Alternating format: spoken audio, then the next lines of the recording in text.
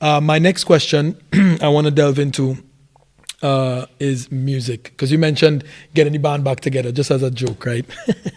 So in Islam, music is haram. Music is impermissible. Okay. Again, we often hear people say in Western society, but music gets you so much closer, to sometimes to spirituality, and it's such a spiritual thing, and and we know in Islam, music evokes emotion, right? And the Quran comes as a way of recitation. Sometimes it sounds musical, although we don't say it's musical, but it gives us a feeling of spirituality, so to speak, that is different to that of music. So some of these scholars even said that music is the Quran of the shaitan, right, of the devil. So why is Islam consider music, even though there's some, because I could understand, right? Some people say, okay, there's gangster rap, there's reggae music, we have some bad reggae music, but we have some music that might be quote unquote soothing to the soul, right? It calms the individual. So why is all music considered impermissible in Islam, and why don't we indulge in it? Music, repeating words over and over again in this type of way, the lyrics that are involved, the message that is involved, the effect that it has on the mind, it weakens the mind. It weakens the mind, it weakens the memory, and it is it's a sugar pill to cover over, certain matters of sadness and sorrow and so on and so forth. We don't have a need for music. We don't have a need for music. There's no need for music, and the harms of it outweigh the benefits. So this could be said about the previous thing about alcohol and various types of intoxicants and so on and so forth. Same said about music, that music is intoxicating. Music intoxicates the mind, and usually these two things are coupled together with a third thing, which is sexual infidelity, promiscuity, fornication, homosexuality to the end of it. And the messages that are given by and large historically in what is called majun, immoral poetry and music and that sort of thing are inviting people to things that are unbefitting, things that are unbefitting, things that are harmful.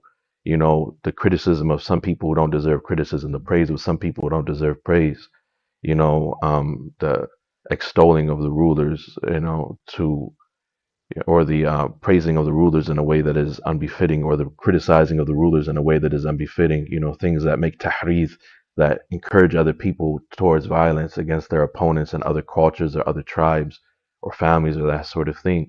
And historically music is usually connected to drinking and intoxicants and revelry and that sort of thing.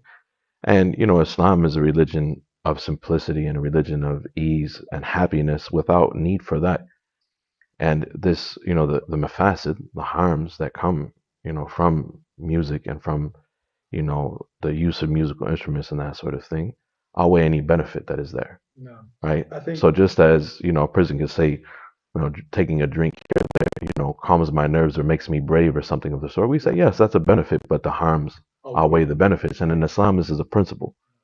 As anything that the benefit outweighs the harm, and he is permissible or legislated or commanded or encouraged. And everything that the harm outweighs the benefit is the opposite. It's forbidden and it's bad or it's disliked according to the degree of its harm. Right? I mean, and that's the thing. If you look at the core of all these things, alcohol, music, it evokes emotions in people. And again, it boils down to taking them away from the servitude of Allah, their God and Creator, our God, to the servitude of, other than that, to the servitude and the slavery of their selves, of their desires. And at the end of the day, if you look at all the things that, happen, like if you look at crime rates, you look at, people, things that happen in regards to debauchery and different forms of vulgarity and all these different things. The core of it is always, a lot of times, is these two things, music and alcohol. And as a matter of fact, music is at the core of all of them. If you look at, for example, the type of emotions that is invoked, you mentioned repetition and stuff like that. Any one of us who grew up in the West know, especially in our culture here in Trinidad and Tobago, you hear a song, sometimes you just hear one word, you remember a whole song and it's stuck. So it's a type of programming. It's a type of, and whether or not you admit it or not, you realize that music does a type of slavery upon you. It enslaves you. You know, and then you become and I think, you know, not to get into too much of conspiracy theory and stuff like that, but at the end of the day, a lot of the artists in the world today have come out, a lot of them admitting the fact that, you know, they were parts of certain cults that they used music to control the masses of the people and so on and so forth. So that's why you have jingles, for example, when you get advertising. And I mean, this topic is a broad topic, but Islam comes to stop all these things. Islam comes to prevent people from worshiping the creation into worshiping the Creator. And any door that we could close from that, I think we have that principle in Islam as well. Closing the doors for that type of servitude, from the servitude of the creation to the servitude to bring back to the servitude of the Creator. That's the mission of Islam, if you will, for a better way of putting it.